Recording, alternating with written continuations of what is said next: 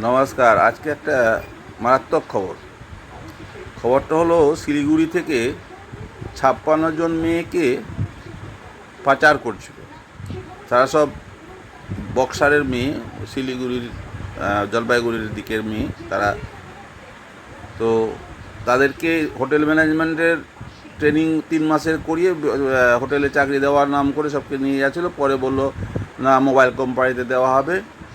তো আরপিএফের সন্দেহ হয়, আরপিএফ 56 জন মেয়েকে আটকেছে। এরাও কিন্তু বাংলারই মেয়ে। তো এখানে এত বড় একটা ঘটনা ঘটতে চলেছিল আজকে, এইমাত্র কিছুক্ষণ আগে নিউজে শুনতে পেলাম। তো এটা নিয়ে এখন আরও হয়তো ভালো করে খোঁজ খবর নেওয়া যাবে, তাহলে আরও বিশেষ বিশেষ বিশেষ কিছু জানা যাবে এর পেছনে কারা কারা আছে না আছে।